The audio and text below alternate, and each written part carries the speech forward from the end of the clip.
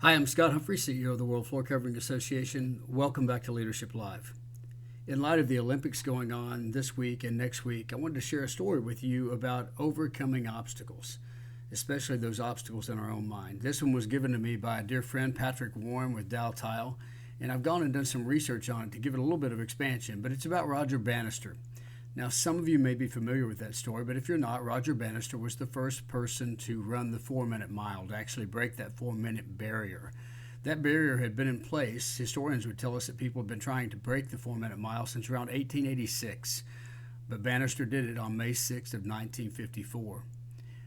Historians also said that the belief at that time was that everything would have to be perfect for it to be done.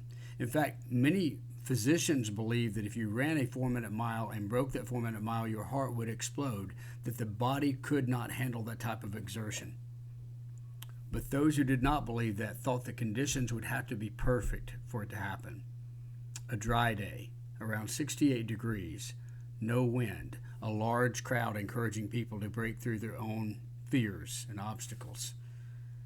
But Bannister broke the 4-minute mile with a running time of 3 minutes 59.4 seconds in front of a fairly small crowd in Oxford, England. It was wet. All the conditions were not perfect. It was cold. But Bannister wasn't typical. He didn't train the way others trained. In fact, the British media gave him a very difficult time because they didn't like that he was kind of a lone wolf and they wanted him to train like everybody else. But Bannister was a student and he developed his own technique of training. And maybe he had that amazing skill of turning off the outside voices that said, "You can't do that."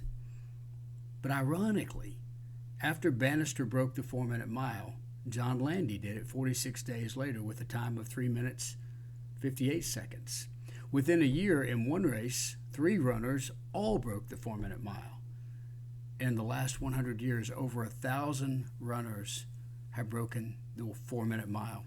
The fastest time we have for a mile today is just over 3 minutes and 43 seconds. It's amazing what we can do when we don't hear the naysayers, when we don't base our actions on what other people tell us is possible.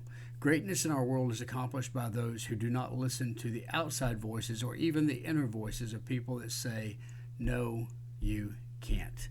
They focus on a goal, they put the effort in to reach that goal, and then they keep trying. And they go back over and over and over again with the belief that that is possible. If you want to lead and you want to have impact in the lives of others, you've got to live with that belief that everything is possible and that obstacles are only there because someone hasn't had the courage yet to overcome them. But that's not you, because you are going to overcome them, because you are indeed a leader. So I want you to go out there and do what leaders do. Go out there and lead.